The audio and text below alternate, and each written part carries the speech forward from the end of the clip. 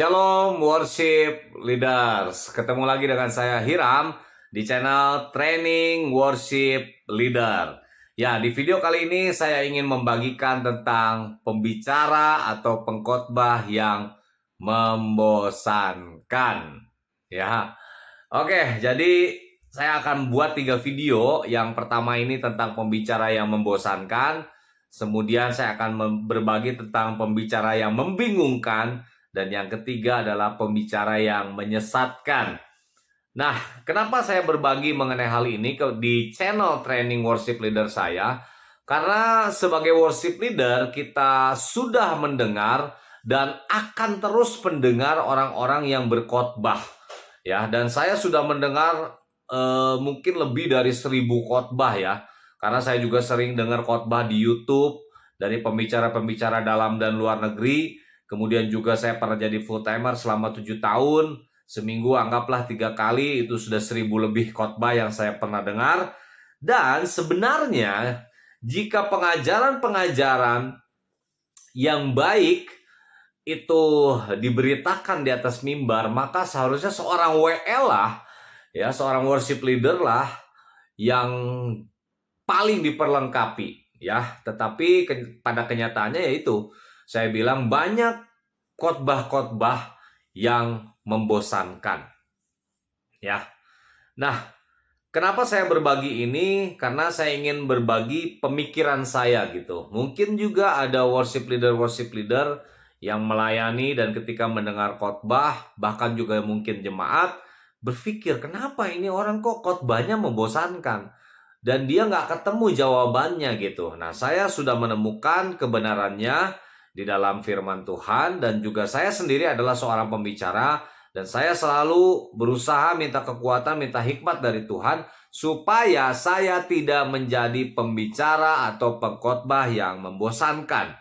Ya, saya mohon maaf sekali lagi, ini saya tidak menyinggung siapapun, karena saya tidak menyebut nama siapapun, tetapi saya rasa ini penting untuk dibagikan, supaya kita bisa sama-sama belajar gitu, dan supaya kualitas dari khotbah, kualitas dari ibadah itu juga bisa bertambah baik gitu ya, sesuai dengan firman Tuhan tentu saja, bukan sesuai dengan prinsip saya. Nah, khotbah yang membosankan itu tentu saja menyiksa pendengarnya, betul nggak sih? Ya, kita harus menghabiskan waktu, meluangkan waktu 30-45 menit, bahkan sejam. Bahkan saya pernah dengar khotbah itu sampai 2 jam. Dan itu membosankan gitu.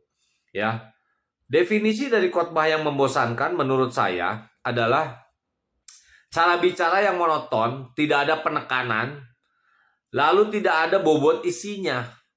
Pemahamannya dangkal, ceritanya diulang-ulang, itu saja. Misalnya Daud lagi, Yunus lagi, Abraham lagi. Ya, Daud kita dari sekolah minggu juga udah denger gitu cerita Daud. Ya, kalau ada pewahyuan atau hikmat yang baru mengenai cerita tersebut, oke. Tetapi kalau hanya mengulang cerita Daud, dan itu saja poinnya, saya bilang itu membosankan. Ya, memang sih kadang orang bilang, oh iya, mungkin Tuhan punya sesuatu, punya maksud gitu ya, untuk bisa kita mendengar lagi, ya oke gitu. Tetapi tetap saja pengkhotbah yang membosankan itu tetap ada gitu ya. Dan saya sering kali berdebat mengenai hal ini gitu. Di poin yang pertama, dasar yang saya bilang ada di Roma 12 ayat 7 ya. Jika karunia untuk mengajar, jika ya, di sini penekanannya adalah jika karunia untuk mengajar, baiklah kita mengajar. Jadi menurut firman Tuhan, dan itu sangat saya yakin positif ya, sangat yakin bahwa tidak semua orang itu karunianya untuk mengajar gitu. Dan ini saya sampai berdebat gitu ya dengan beberapa orang. Dia berprinsip, berpendapat bahwa semua orang bisa khotbah. Ya bisa-bisa gitu, cuman karunianya atau bukan. Kalau orang yang bukan karunianya berkhotbah dan dia berkhotbah, kalau orang yang bukan karunianya mengajar dan dia mengajar, ya akhirnya Resikonya yaitu adalah pembicara-pembicara yang saya bilang membosankan. Ya, khotbah yang membosankan ini mungkin tidak membingungkan, isinya tuh sederhana gitu, benar, tidak menyesatkan, kita ngerti. Tapi ya kita jenuh gitu dengarnya kalau harus mendengar khotbah yang boring ya. Saya punya satu teman itu sampai dia tuh apa ya, kayak punya kemampuan gitu ketika mendengar khotbah yang membosankan itu dia bisa tetap seperti mendengar tetapi nggak masuk apa-apa gitu. Ya, saya tidak tahu, mungkin ini juga bisa menjadi kontroversi ya. Tetapi sekali lagi motivasi saya itu ya untuk kalau ada yang dengar ini adalah seorang pembicara, ayo dong kita sadari gitu. Ini karunia saya bukan, karena di dalam Alkitab itu masih banyak loh karunia-karunia yang lain. Ya, di dalam Roma 12 ayat 6 sampai 8 itu ada banyak karunia untuk bernubuat, untuk melayani, untuk menasehati, untuk memberi pimpinan. Kemudian di 1 Korintus 12 juga itu banyak karunia-karunia di situ. Nah, kenapa? Kalau emang ya mungkin orang mungkin nggak segan gitu ya ngasih tahu. Tapi kalau emang ya kadang saya ngomong gitu sama orangnya karena ya itu bukan karunianya dia gitu. Dan kenapa harus dipaksakan? Kalau karunia kamu yang lain, kenapa nggak kamu tekunin karunia kamu gitu? Dan bahkan di gereja-gereja itu kan sampai ada tes karunia gitu. Ya, WL dan juga pembicara itu memegang peranan yang sangat penting.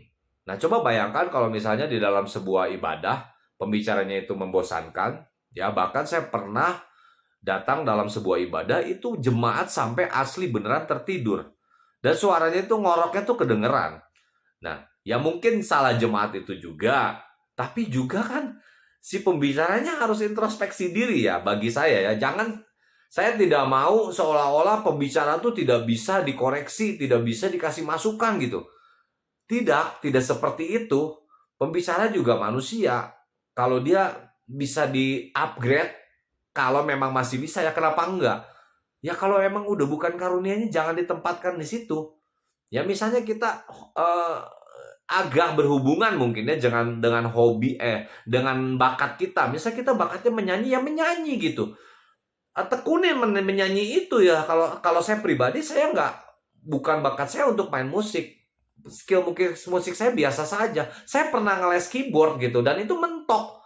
Ya saya rasa salah satu karunia saya adalah mengajar dan juga bernyanyi. Ya itu saya kembangin. Kenapa?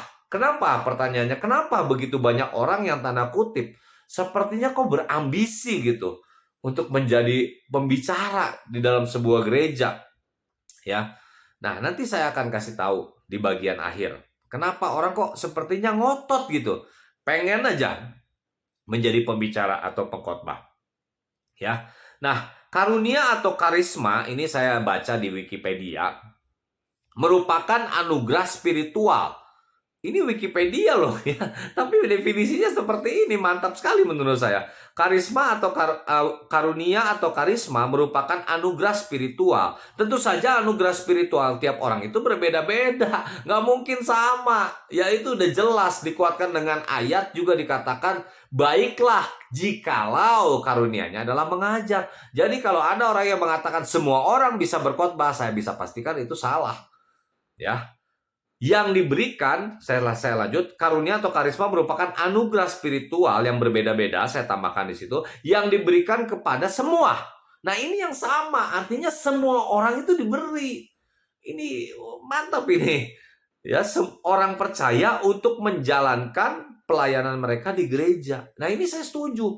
Jadi setiap orang karunianya berbeda-beda. Bayangkan kalau semua orang WL. Bayangkan kalau semua orang pengkhotbah. Nah, kalau WL mungkin ada juga yang memaksakan, ada juga yang enggak.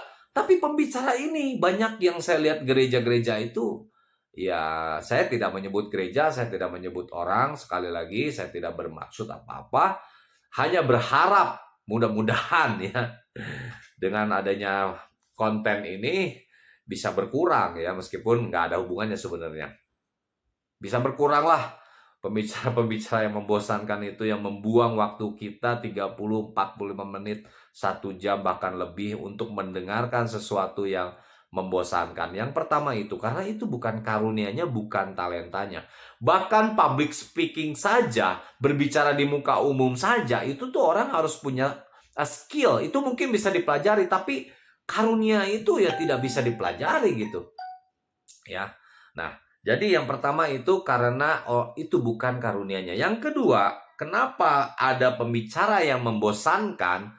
Ya, saya minta maaf kalau saya berbicara terlalu lugas, tapi kenyataannya seperti itu. Dan saya mungkin mewakili banyak orang yang menjerit di dalam hatinya gitu ya. Aduh, ini kok bosen banget dengernya. Ya, ya bukannya apa ya, bukannya kita nggak mau menghargai gitu. Ya nggak bisa kalau menurut saya. Kalau emang saya juga pernah memimpin pemuda gitu ya, anak-anak youth yang emang punya bakat pembicara, saya push, saya dorong dari nggak bisa saya ajarin sampai bisa. Dan itu orang-orang suka cita ketika dengar dia khotbah gitu. Tapi kalau emang bukan, masa saya mesti paksa-paksa gitu ya. Dan saya juga tidak akan memberikan kesempatan untuk orang yang bukan karunianya itu untuk mengajar atau berkhotbah ya, untuk berbicara di depan umum. Kalau dia mau latihan dulu, misalnya mau belajar dulu bagaimana caranya, itu mungkin boleh ya. Oke, tidak apa-apa, agak panjang sedikit ya. Yang kedua adalah kenapa seorang pembicara itu bisa membosankan? Karena dia tidak punya integritas dalam kehidupannya. Dia hanya berbicara, tidak ada isinya, tidak ada bobotnya, dan dia tidak menghidupi khotbahnya itu. Ya biasanya kalau cerita Alkitab ya kayak anak sekolah minggu gitu, cerita Alkitab aja. Daud begini lawan Goliat, Goliat mati, dibunuh sama Daud, udah begitu aja gitu. Nggak ada bobotnya gitu, nggak ada rahasia baru yang kita tahu, nggak ada pewahyuan baru gitu, ya. Dan karena misalnya dia berbicara mengenai jangan membunuh, jangan mencuri, jangan korupsi misalnya, dia sendiri korupsi. Ya akhirnya tidak ada apanya ya, tidak ada sengatnya gitu. Jadi nggak greget gitu kita dengernya. Ya, berbeda dengan Tuhan Yesus ya. Saya sangat yakin bahwa seorang pembicara yang terbaik yang pernah ada di dunia ini, di muka bumi ini adalah Yesus. Kenapa? Dasar firman-Nya ada di Lukas 24. Saya akan bacakan ayat ke-27 dan ke-32. Saya loncat. Kalau 1 sampai 32 kebanyakan. Nanti baca sendiri, ini adalah cerita mengenai Yesus berbicara dengan dua muridnya ketika dia menampakkan diri setelah dia bangkit ya. Dan itu mereka berjalan ke Emmaus bersama dua orang murid. Lalu ia menjelaskan kepada mereka apa yang tertulis tentang dia di dalam seluruh kitab suci, mulai dari kitab-kitab Musa dan segala kitab-kitab Nabi. Ayat 32, kata mereka seorang kepada yang lain, bukankah, perhatikan, hati kita berkobar-kobar ketika ia berbicara dengan kita di tengah jalan, dan ketika ia menerangkan kitab suci kepada kita. Ya, jadi Yesus itu berbicara dengan dua orang muridnya, dan ketika ia menerangkan, dia mengajarkan, ya dia berkhotbah tentang kitab suci ya kepada dua muridnya itu, hatinya tuh berkobar-kobar gitu. Ini yang harusnya terjadi ketika kita mendengar seorang pembicara atau seorang pengkhotbah itu di atas mimbar. Tapi banyak sekali, ya saya rasa mungkin 50-60% lah, atau mungkin 70% pembicara-pembicara ini membosankan. Saya minta maaf. Tapi itu yang terjadi gitu. Ya kenapa? Alasan yang kedua, karena dia tidak menghidupi khotbahnya. Ya.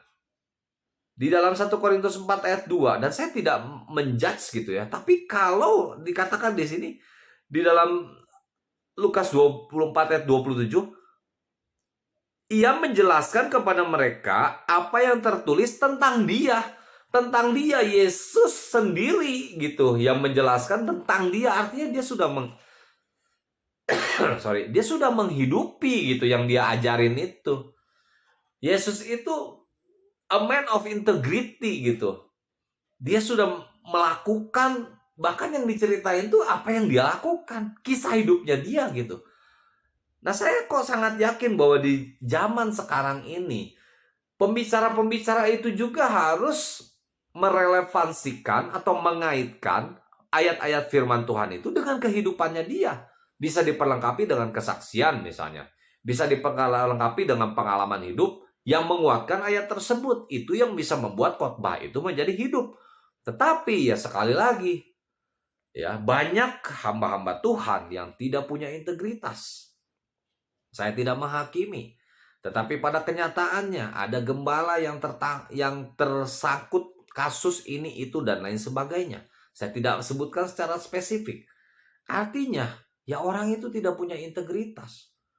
Ada hamba-hamba Tuhan yang sayang sekali, bahkan pengelola panti asuhan sekalipun, yang dia di dalam panti tersebut mungkin dia menjelaskan tentang firman Tuhan kepada anak-anak di sana, tetapi malah juga memperkosa anak-anak itu. Ini sesuatu yang saya rasa tidak perlu menjadi kontroversi, dan ya saya tidak tahu bagaimana respon dari para pendengar, tapi ini kenyataannya yang kita tidak bisa tutup-tutupi. Saya juga baca, saya banyak dengar di channel-channel YouTube, ya banyak juga dari agama-agama lain juga yang mulai memberikan pemahaman kepada umatnya gitu, bahwa jangan dipikir bahwa kalau sekali pembicara dia itu pasti hidupnya benar, pasti hidupnya suci gitu. Belum tentu. Dan ini terbukti ya, Tuhan ungkapkan, Tuhan singkapkan, tinggal cari aja di YouTube, begitu banyak hamba-hamba Tuhan yang bermasalah. Ya. Oke. Mudah-mudahan ini tidak terlalu dalam saya membahas. Sekali lagi ini untuk motivasi yang baik. Juga kita ngerti nih sebagai worship leader, kenapa sih nih orang kok khotbahnya membosankan gitu. Mudah-mudahan kita udah punya jawaban. Nah yang ketiga, kenapa pembicara atau pengkhotbah itu membosankan? Yang pertama tadi bukan karunia-Nya dia. Yang kedua, dia tidak punya integritas. Dia tidak menghidupi khotbahnya. Dan yang ketiga adalah mempersiapkan khotbah yang asal-asalan. Betul? Betul sekali. Banyak pembicara-pembicara yang sayang sekali mempersiapkan khotbahnya tuh asal-asalan. Bahkan saya tahu ada seorang pendeta yang pernah berkhotbah bahwa saya tuh nggak nyiapin khotbah katanya, tapi saya tunjuk aja ini ayat di sini, saya buka, oh ini ayatnya gitu. Apakah itu caranya untuk kita menentukan tema sebuah khotbah? Ya menurut saya tidak gitu. Ya di dalam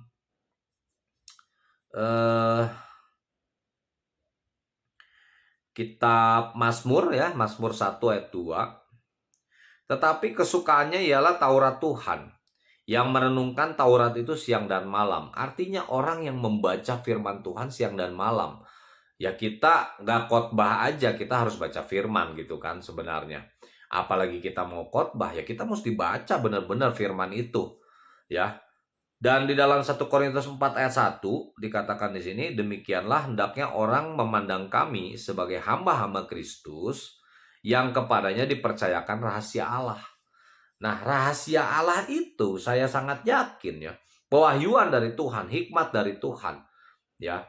Itu saya sangat yakin tidak diberikan atau tidak dipercayakan kepada orang yang asal-asalan gitu dalam menyiapkan khotbah. Tidak didoakan dulu, tidak direnungkan dulu. Ya, asalan aja, atau mungkin yang tipe-tipe mengalir. Dikasih khotbah, dikasih tema, udah dia nggak persiapin, terus dia langsung di atas mimbar, ya nggak ada catatan, nggak ada coret-coretan, nggak ada poin-poin, ngalir. Nah yang begini juga kadang-kadang, sorry to say, maaf bicara, kadang-kadang juga membosankan. Dari awal sampai akhir ya nggak ada isinya gitu, nggak ada bobotnya. Bahkan saya pernah ketemu pembicara yang khotbah di gereja saya waktu itu. 2 kali, 3 kali khotbahnya sama, mengucap syukur. Kedua datang mengucap syukur. Ketiga datang mengucap syukur. Ya lama-lama orang bosen gitu. Kok ini orang khotbahnya mengucap syukur lagi, dan itu aja gitu, poinnya sama, cuma ceritanya beda-beda dikit. Artinya apa? Dia tidak mempersiapkan dengan baik. Nah, bagaimana orang yang tidak mempersiapkan dengan baik ini bisa memberikan sesuatu yang berbobot, yang bermutu kepada jemaat? Ya tidak. Akhirnya yang terjadi adalah membosankan. Ya. Nah, Lalu kenapa? Nah, ini menjawab di poin pertama gitu ya. Kenapa? Ini bagian akhir ya. Kenapa kok banyak orang yang dia itu karunianya bukan berbicara depan umum untuk berkhotbah atau menjadi pembicara, tapi kok tetap maksa gitu ya. Nah, ini karena motivasi yang salah. Ya, hati-hati kalau kita punya motivasi pelayanan yang salah. Bukan untuk memuliakan Tuhan, bukan untuk memuliakan eh apa maksudnya untuk memuliakan diri sendiri, bukan untuk memuliakan Tuhan. Ya, saya sangat yakin orang di sebuah gereja, itu saya sangat yakin setiap Tuhan tuh sudah memberikan lengkap gitu. Ada bagiannya masing-masing tubuh Kristus itu, gereja itu. Ada orang yang bisa main musik, ada orang yang bisa berkhotbah, ada orang yang bisa menasehati, konseling, jadi WL, jadi singer, dan semuanya itu pasti lengkap gitu.